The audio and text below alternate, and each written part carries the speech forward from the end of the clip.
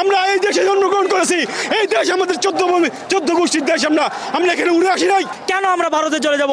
এই দেশ কি আমার না? আমরা বাঙালি জেগে উঠেছি, আমরা হিন্দু জেগে উঠেছি। যেই মন্দির ভাঙতে আসবে তাকে একবারে ভেঙে গুড়ে চুরিয়ে দিবেন। আমরা চাই আমাদের সংখ্যালঘু একটি কমিশন গঠন করা হোক এবং এই সংখ্যালঘুর উপর যেই নির্যাতন হচ্ছে সারা দেশব্যাপী সেটার তীব্র প্রতিবাদ হোক এবং যারা এই সংখ্যালঘু নির্যাতনের সাথে জড়িত প্রত্যেককে খুঁজে বের করে আইনের আওতায় শাস্তি দেওয়া হোক।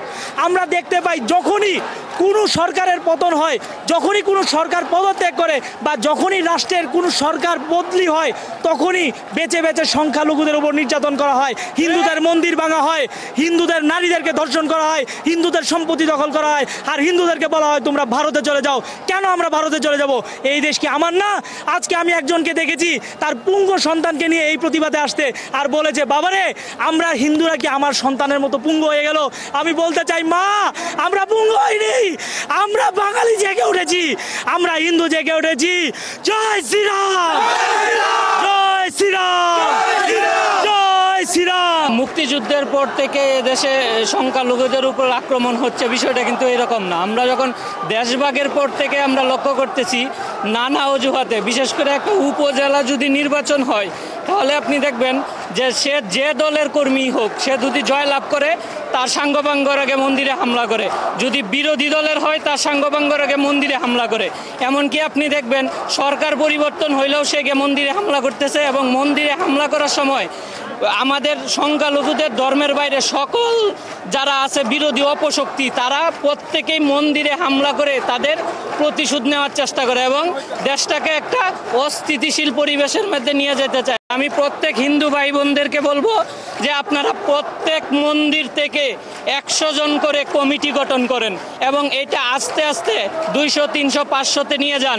প্রত্যেকটা ঘটনার পরে আপনারা মন্দিরে দাঁড়িয়ে যাবেন, যে কোনো পরিস্থিতিতে লাঠি সুটা নিয়ে পাহারা দিবেন। যেই মন্দির ভাঙতে আসবে তাকে একবারে ভেঙে গুড়ে চুরিয়ে দিবেন। এতে যদি মৃত্যু হয় তাও আপনার জন্য মঙ্গলকর। আমি প্রত্যেক হিন্দু ভাই বোনকে বলবো পূজার আগেই আপনারা প্রত্যেকেই প্রত্যেকটা মন্দিরে 100 জনের কমিটি গঠন করবেন। সর্বপ্রথম সেটা হিন্দুদের ক্ষমতায় হবে। কোনো দলে এই হিন্দু যাবে না, কোনো দলে হিন্দুদের যেতে হবে, কিন্তু এই হিন্দুদেরকে নির্দিষ্ট পরিমাণে একটা আসন দিতে হবে।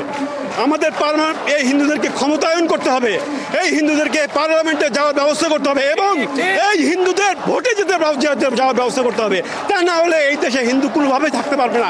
এই দেশে পৃথক নির্বাচন প্রথম এবং প্রধান শর্ত হিন্দুদের ক্ষমতায়ন এবং কোনো দলকে ভোট দিয়ে নয়, হিন্দুরা হিন্দুদেরকে ভোট দেবে, হিন্দুরা ক্ষমতায় যাবে এবং নির্দিষ্ট পরিমাণ হিন্দু সংখ্যা তত্ত্ব মতে হিন্দুরা তাদের একটা নির্দিষ্ট পরিমাণ সংসদে আসন থাকবে এবং পৃথক নির্বাচন শুধু হিন্দুদের নির্বাচনে তারা যাবে এবং সেই হিন্দুদের নির্বাচনের হিন্দুরা নির্বাচিত হবে এবং পার্লামেন্টে কথা বলবে হিন্দুদের পক্ষে, অনলি ফর হিন্দু স্বার্থ, nothing any others, any committee, any team, any.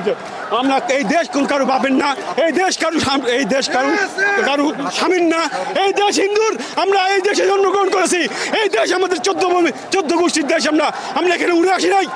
কারো বাপের দেশ এটা না, কারো স্বামীর দেশ এটা না, এটা হিন্দুর দেশ। আমার জন্ম, আমার মাতৃভূমি, আমার মাটিটা। আমরা এই দেশ থেকে যাবো না, আমাদের মৃত্যু হবে এখানে, আমরা কিন্তু যাবো না।